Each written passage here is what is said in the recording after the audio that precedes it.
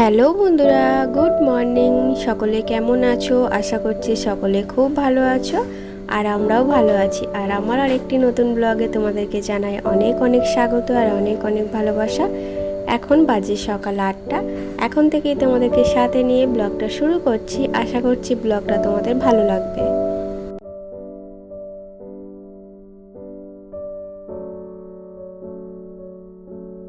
এতক্ষণ কিন্তু আমার ঘরের কাজ সব কমপ্লিট হয়ে যেত। কি বলো তো, সোমবার আমি বাড়িতে ছিলাম না বলতে কি বলো তো, কদিন ধরে না আমার মন টানছিল যে দক্ষিণেশ্বর মন্দিরে মায়ের পুজো দিতে যাব।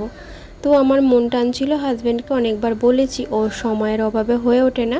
আজকে হঠাৎ করে ঘুম থেকে উঠে, আজকে না সরি, সোমবার সকালে ঘুম থেকে উঠে চোখ খুলেই বলছে চলো মায়ের মন্দিরে যাব, পুজো দিতে মা টানছে।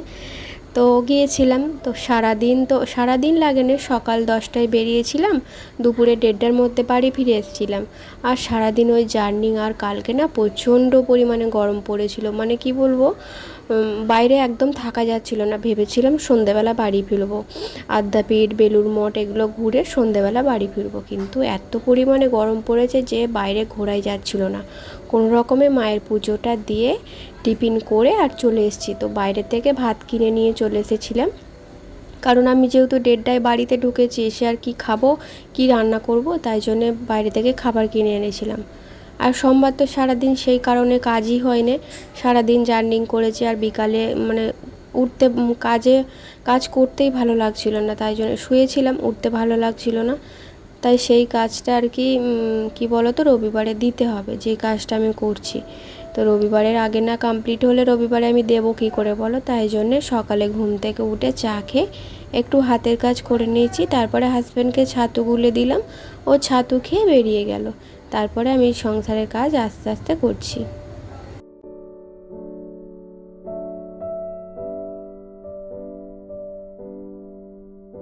গাছগুলো একটু জল দিয়ে নিচ্ছি, কারণ হচ্ছে মাটিগুলো শুকনো হয়ে গেছে, কদিন তো বৃষ্টির একদম দেখা নেই, তাই জন্য মাটিগুলো একদম শুকনো হয়ে গেছে। তো এরকমভাবে প্রতিদিন না জল দিলে গাছগুলো নষ্ট হয়ে যাবে। আর মানি প্ল্যান্ট গাছগুলোরও অনেক দিন হয়ে গেল জল চেঞ্জ করা হয়নি। কী বলতো, শরীর না ভালো থাকলে কোনো কিছুই করতে ইচ্ছা করে না, শুধু এই সংসারের কাজটা গায়ের জোরে করতে হয়, না করলে নয়। তো না করলে পড়েই থাকবে, কে করবে, তাই জন্য গায়ের জোরে আর কি সংসারের কাজটা করছি।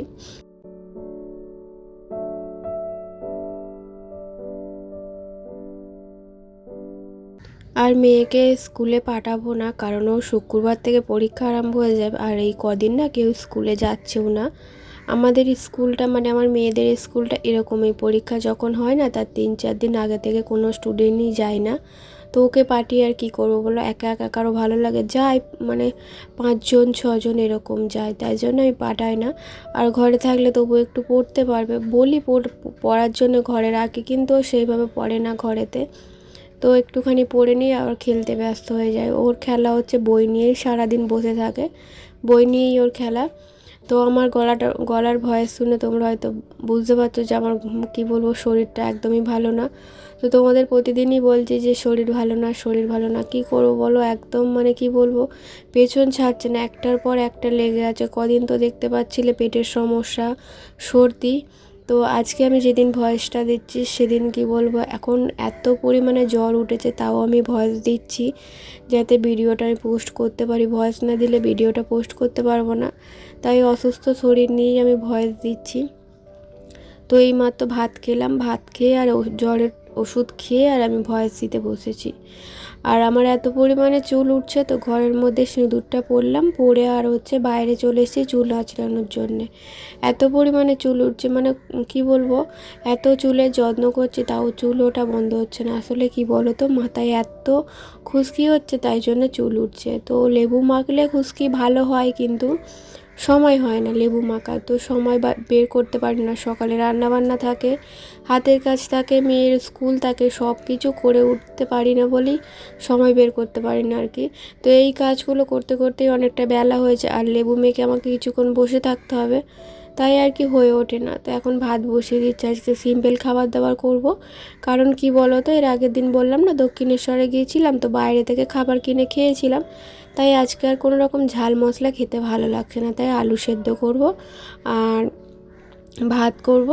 আর যদি ডিম খাই একটু ডিম সেদ্ধ বসিয়ে দেবো।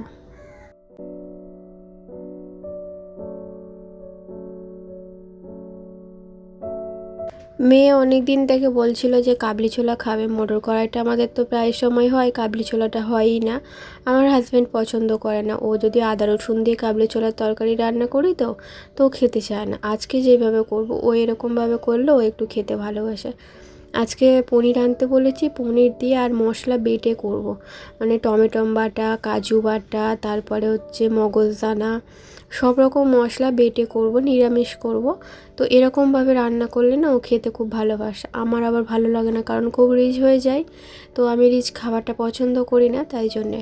আর এই জামা প্যান্টগুলো সব কালকে গিয়েছিলাম ঘুরতে, তোলা হয়নি, তো কেচে দিয়েছিলাম, তো শুকনো হয়ে গেছে, তো তোলা হয়নি। এখন এগুলো গুছিয়ে আর তুলে দিলাম আলমারিতে। আর কয়েকটা বাসন পড়েছিল, সেগুলো উপর করতে বাকি ছিল, জল ঝরে গিয়েছিলো, উপর করা হয়নি। আর কালকে তো সারাদিন বললাম তোমাদের, জার্নিং করে এসে সারাদিন শুয়ে বসে কাটিয়ে দিয়েছি রাত্রিরে। তো কোনো রকমের রান্নাটা আর কি করেছিলাম, তাও আর ইচ্ছা করছিল না। আসলে কী বলো তো, যদি মেঘলা মেঘলা ওয়েদার থাকতো না তাহলে এতটা কষ্ট হতো না। তো রোদ্দুর উঠেছিল বলেই কষ্টটা বেশি হচ্ছিল। যাই হোক, এখন এইদিকে হচ্ছে আমি কাবলি ছোলাটা সেদ্ধ বসিয়ে দিচ্ছি। এখন প্রায় সন্ধে হয়ে গেছে। কাবলি ছোলাটা বসিয়ে দিয়ে আমি সন্ধে দেবো। হাজব্যান্ড এখনও আসেনি, মেয়ে গেছে পড়তে। বাড়িতে আমি পুরো একা। আর এই যে দেখো, একটু কাজু নিয়ে নিচ্ছি, কাজু বাটবো, তারপরে মগজদানা, আর সঙ্গে একটু কিশমিশ দিয়ে দেবো, আর জিরে গুঁড়ো আছে, ধনে গুঁড়ো আছে, এইগুলো দেবো। আর এর সঙ্গে একটু আদা রসুন টমেটম দিয়ে দেবো। এই হচ্ছে মশলা, এই দিয়ে আজকে চানা পনিরটা আর কি রান্না করব। আর একটু আলু দিয়ে দিয়েছি, জানো তো, আলুটা না দিলে আমার আবার খেতে ভালো লাগে না। তো ওই যে ওদিকে সেদ্ধ বসিয়ে দিয়ে আমি সন্ধেটা দিয়ে দিচ্ছি, দিয়ে তারপর হচ্ছে রান্নাটা করব।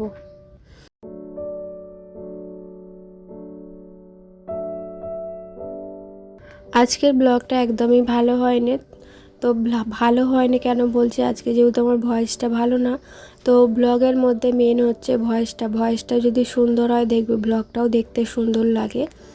তো কিছু করার নেই। তো এদিকে আমি ময়দা মাখবো, তো ময়দা মাখছি। আর আমাদের তো রুটি খাওয়াই হয় না, খুব একটা কেউ খায় না। 2 সপ্তাহ পর একবার হয়তো রুটি হয়, কিন্তু ময়দাটা আমাদের ডেলি খাওয়া হয়। তো পরোটা নয় লুচি এরকমভাবে। আর ভাত তো একদমই খাওয়া হয় না, কারণ ভাতটা কেউ পছন্দ করে না। একবারই খাওয়া হয়, অনেক কষ্ট করে ভাতটা খাই আমি। আমার হাজব্যান্ড 2বার ভাত খেতে পছন্দ করি না। তো আজকে হচ্ছে পরোটা করব। আমার হাজব্যান্ড আবার পরোটাটা খেতেই বেশি ভালোবাসে, লুচিটা অতটাও ভালোবাসে না। তো পরোটা একদম গরম গরম ভাজবো, কড়া থেকে তুলে ওকে দেবো। ও এরপর এরকম খেতে খুব ভালোবাসে, তখন বেশ একটু মচমচে থাকে না, ও এরকম মচমচে পরোটা খেতে খুব ভালোবাসে। তো যাই হোক, আজকের ব্লগটা এই পর্যন্তই, দেখা হবে পরের ব্লগে। ততক্ষণ সবাই ভালো থেকো, টাটা।